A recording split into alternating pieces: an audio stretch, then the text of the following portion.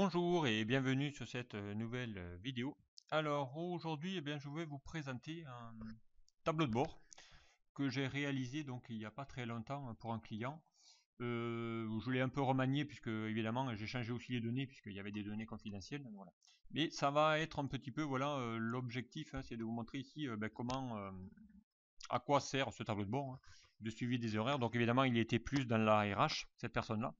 Mais ça lui permettait ici de connaître notamment ici le nombre d'heures d'absence, voilà, le suivi des horaires et le nombre d'absences de chacun de ses salariés.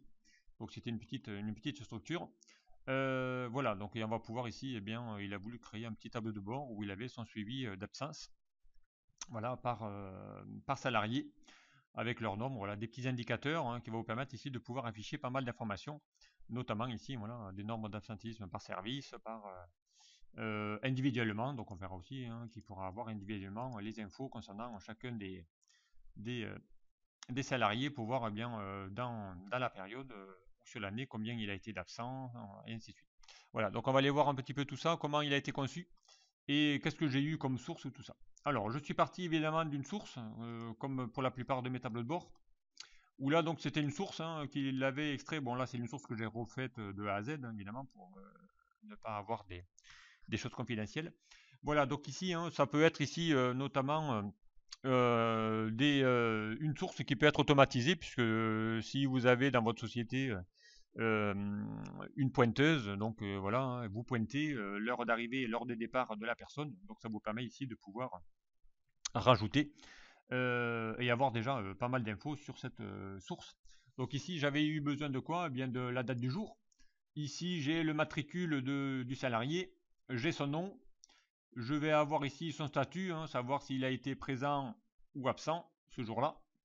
Voilà. Ensuite, s'il a été absent, eh bien, évidemment, on va lui mettre ici le motif de l'absence. Voilà, soit c'est un congé payé, RTT, arrêt maladie, arrêt de travail, arrêt non, voilà, ainsi de suite.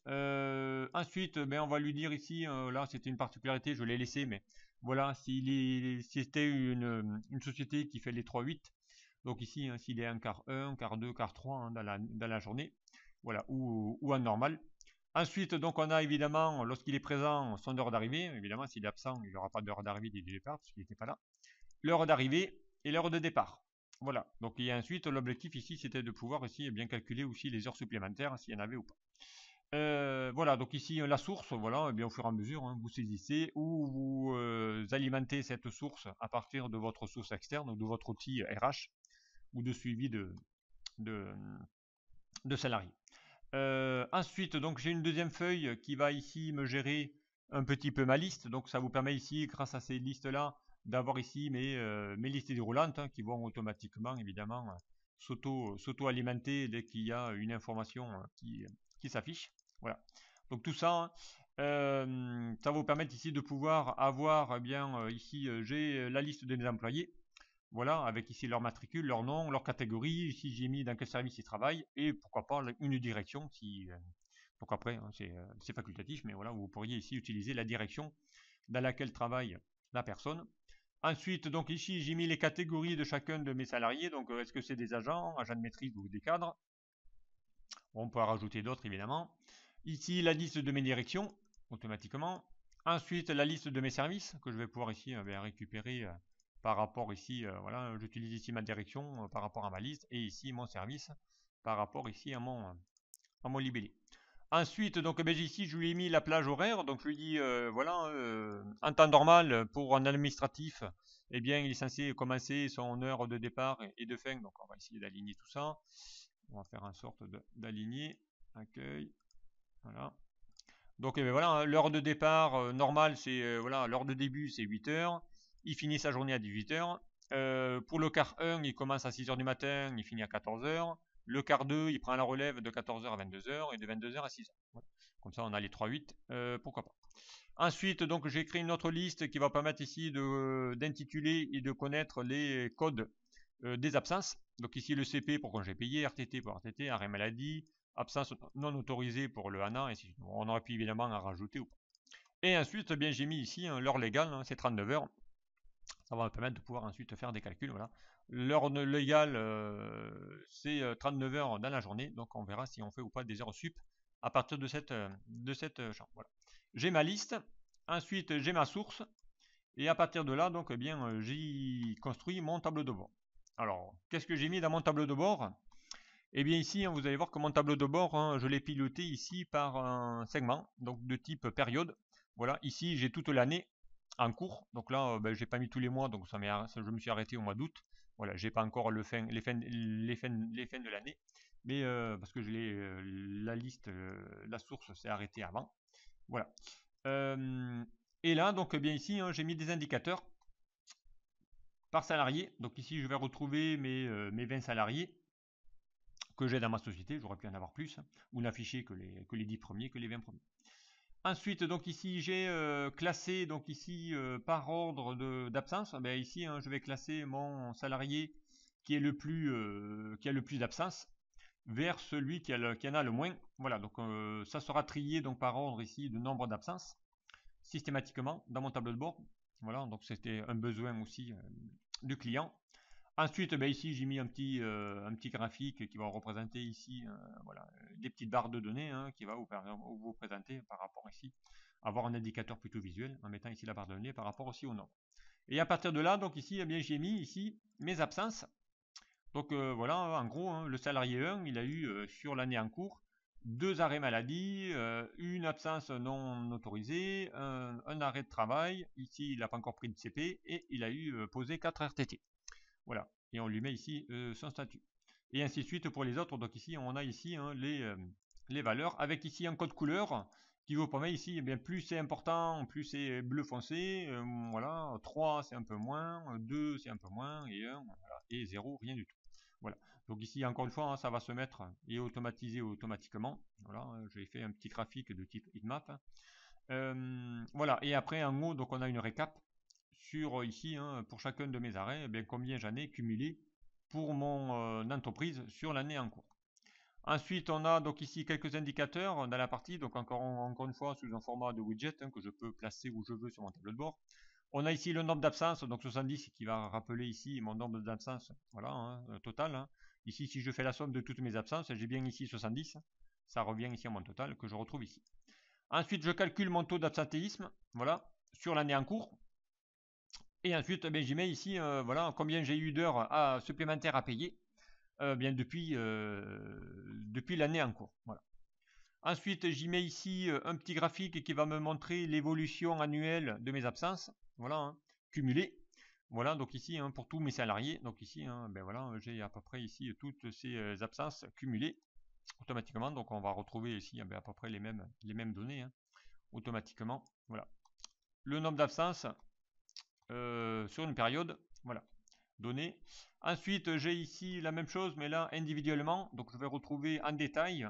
Je peux aller avoir ici un peu plus d'infos. Par exemple, je vais aller avoir bien mon salarié, voilà, mon salarié 2. Je sélectionne mon salarié 2. Là, il vous dit, c'est son nom, il va vous dire son service, la direction, son statut, combien il a eu d'absence, avec ici une petite courbe. Voilà, en gros, bien sûr, toutes ces absences, il a eu juste qu'un CP, lui, il n'a jamais été absent. Voilà, il a le nombre d'absences, le nombre de jours de présence sur la période, et le taux d'absentéisme, voilà, bien 1 sur 11, voilà, ça fait 9%. Voilà. Et on peut aller en chercher d'autres, voilà, comme ça, ici, j'ai l'évolution. Donc si on va chercher notre client, là, qui en a beaucoup fait, voilà, mon salarié 1, où il a eu beaucoup d'absences. Alors, mon salarié 1, il doit être en matricule 1, voilà. On va le chercher, c'est lui. Voilà, donc là, je vais retrouver évidemment mes infos que j'ai retrouvées là. Donc ici, il y en a 8, 2, 1, 1, 4. Donc on va retrouver évidemment les mêmes infos. Le 2, 1, 1, 4, voilà. On va retrouver ici le cumul des absences, donc il y en a 8, avec ici une petite courbe qui va représenter ici pour chacune les tendances. Voilà, donc en gros, il a été absent 8 jours, voilà, et il a eu qu'un seul jour de présence sur les périodes. Voilà, avec un taux d'absentéisme, là, évidemment, il dépasse tous les records. Voilà, donc ici, ça va automatiquement recalculer ces infos. Voilà, je peux aller voir le matricule 17 et il va vous mettre ici la petite info. Et ensuite, donc, dernier rapport, c'est le nombre d'absences par service. Voilà, quel est ici le service ou qui a été le plus souvent absent, ou dans quel service il y a de plus en plus d'absence. Voilà, ici, ben, c'est le service 1 voilà, qui est en tête, ensuite le service 2 et ainsi de suite. Voilà, ici, un petit graphique qui va aussi vous présenter ici cette période. Évidemment, tout ça, c'est piloté par quoi? Par un petit segment. Voilà, donc ici, si je veux savoir qu'est-ce qui s'est passé au mois de janvier, eh bien, au mois de janvier, j'ai ici que ces salariés qui ont été absents sur le mois de janvier, avec ici la petite récap, voilà, et ainsi de suite. Donc ici, eh bien, il vous met ici sur la période, quel est le service, voilà, où il y a eu le nombre d'absences par service pour le mois de janvier, encore une fois, hein, sur cette période-là. Voilà, je peux aller voir mon mois de février, je peux aller cumuler 2 mois, hein, je peux aller voir qu'est-ce qui s'est passé sur janvier et février, ou sur le trimestre janvier, février, mars, et là, eh bien, j'ai ici les récaps qui vont se mettre ici automatiquement en fonction ici de mes indicateurs. Et en même temps, eh bien, il va recalculer, hein, si je reviens sur le mois de janvier, donc en janvier, il y a bien eu 8 absences, voilà, 30% d'absentéisme. Voilà, sur le mois de janvier, j'ai eu à payer 3h15 d'heures supplémentaires. Voilà, sur février, j'en ai un peu moins. Voilà, ça a été plutôt. Voilà. Sur le mois de juin, eh bien, voilà, j'ai pas eu d'heures supplémentaires et ainsi de suite. Voilà, donc ici, hein, ça vous permet ici de pouvoir avoir bien un tableau de bord et un suivi de vos heures, de vos suivis d'horaires, de vos salariés et de vos gestions, pourquoi pas, d'absence notamment. Voilà ici hein, comment bien créer ce petit tableau de bord hein, que j'ai vraiment créé pour un client. Voilà, donc on peut évidemment le perfectionner, y rajouter d'autres indicateurs. Donc ça c'est évidemment, ça sera à vous d'y mettre vos propres indicateurs. Mais voilà ici hein, comment créer un petit tableau de bord qui va gérer à partir d'une source qui est vraiment assez simple. Ici, donc avec des heures d'arrivée, des heures de départ, eh bien, on va pouvoir ici calculer mes indicateurs. Voilà, voilà ici cette présentation. Alors, sachez que c'est un tableau que je ne vais pas évidemment détailler. Voilà, je ne le détaillerai pas. Donc, mais voilà, donc ici, hein, ça vous permet ici d'avoir un aperçu d'un tableau de bord de type suivi horaire. Voilà, merci de m'avoir suivi et puis à très vite sur un prochain tuto. Au revoir.